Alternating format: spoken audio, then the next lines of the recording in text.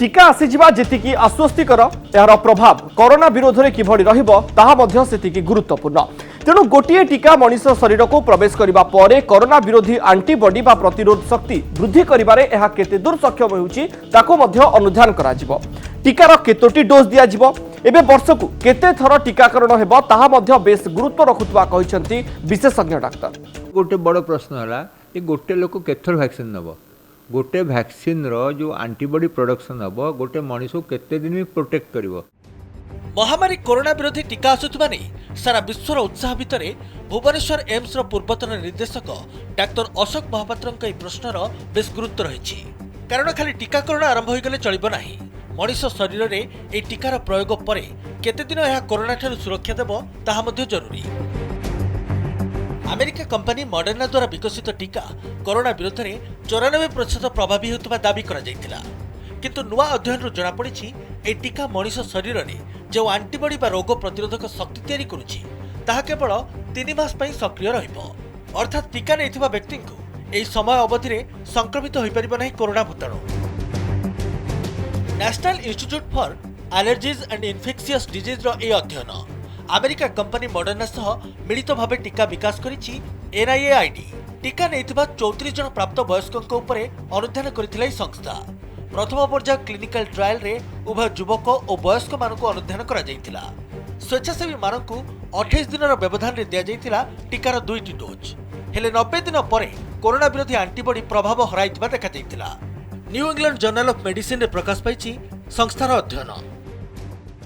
मोर मन अच्छे पिलादिन में आम सब कलेरा वैक्सीन नौलु रथयात्रा बेले प्रति वर्ष 2 थर आम वैक्सीन नौलु। गोटे थर मे जून नौलु आ गोटे जुलाई अगस्ट नौलु। कारण से कौन हो कलेरा वैक्सीन जो फलप्रद हो 6 मास लगे। तापर गोटे TAB वैक्सीन था ट्यूबरक्लोसिस टाइफॉइड A B और C TAB वैक्सीन सेटा प्रति वर्ष दिया।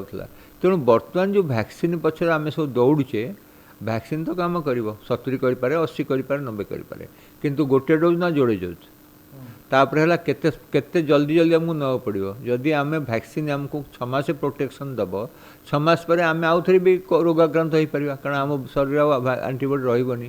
तेणु बहुत गुड़े क्वेश्चन अच्छी तापे आंसर ना। अमेरिका कंपनी मॉडर्ना द्वारा प्रस्तुत टीका मनीष शरीर में तैयारी करुवा आंटीबॉडी मात्र 3 मास पई कोरोना विरोध में लड़ाई करुवा बेले यहाकु यथेष्ट बोली कहिसंती National Institute for Allergies and Infectious Disease रो निर्देशक एंथनी फुसी। कारण यह प्रतिरोध शक्ति कोरोना भूताणु को मन रखिबो एवं री इन्फेक्शन बा पुनः संक्रमण हेले ताकु प्रतिहत करि परिबो। किंतु एथिपई लंबा समय परीक्षण आवश्यक थिबा मध्य से जोर दैछंती। कुआଯାଉଛି मॉडर्ना टीका को अमेरिकार वैक्सीन परामर्शदाता committee food and drug administration FDA आगामी 17 तारिख में समीक्षा करिबो। एहा परे टीकार प्रयोग पई जरूरीकालीन अनुमति दिया जाई पारे।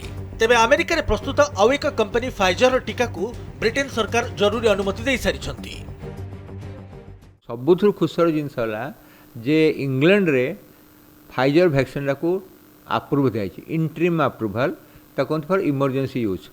तार अर्थ है जिते बड़े चली प्रयोग चली 3rd फेज से ही समय रोग मान को रोगी मान कबल बचाई साधारण लोक आम टीका दे पारिबा। कारण फेज 1 फेज 2 जो आसी रिजल्ट ता फल उपर गोटे इंटरिम रिपोर्ट दबा इंटरिम रिपोर्ट उपर इमरजेंसी अप्रूवल हुए। एगुड़ाक आगु केवे हो नथिला किंतु वर्तमान जो पृथ्वीर परिस्थिति बहुत मात्रा लोक आक्रांत होचंदी मरुचंदी। तेणु एटा गोटे भल स्टेप। मॉडर्ना अपेक्षा फाइजर कंपनी विकसित करिथिबा कोरोना टीका अधिक प्रभावी हेबा नै आशा करा जाउछि। कारण एथिरे जीन को परिवर्तन करी एक प्रतिरोध शक्ति सृष्टि करा जाइछि। एहाको इंजेक्शन जरिया रे मांसपेशी रे देबा परे एहा कोरोना विरोध रे प्रोटीन रो एक आवरण तयारी करि परिबो। फल रे संक्रमण आशंका कमी जिवो। हेले एहाको संरक्षित करी रखिबार प्रक्रियाटी जटिल होइतिबारु भारत पई एहा उपादेय हेबो नाही। आमे केबे हेले फाइजर वैक्सीन नबानी कारण फाइजर वैक्सीन नेले आमर 50% वैक्सीन वेस्ट होमती आम कहे जे खाद्यटा गोटे जगह गला सड़ी जाऊँ आलू सड़ी जाऊँ पियाज सब जिन सड़ी जाऊँ सेमती वैक्सीनटा यदि हाई टेम्परेचर नवा से खराब हो लोक सीना दिहब कि लोक काम फलप्रद हेनी। तेणु फाइजर वैक्सीनटा इंडिया पे मोटे प्रयोज्य नुहे ता विषय चिंता करने कथा भी भूल। भारत पूर्व अमेरिका हुए तो कोरोना टीकार प्रयोग को आवश्यक अनुमति मिल जाए। हेले आमको टीका पाई चलित मास शेष जाए अपेक्षा करबाकू पड़िबो। नुआ वर्ष नुआ संभावना नहीं आसिबा अनुमान करा जाउछि, जोठी निर्णायक मोड़ नेब महामारी कोरोना विरोध में महालड़े। ब्यूरो रिपोर्ट, कनक न्यूज।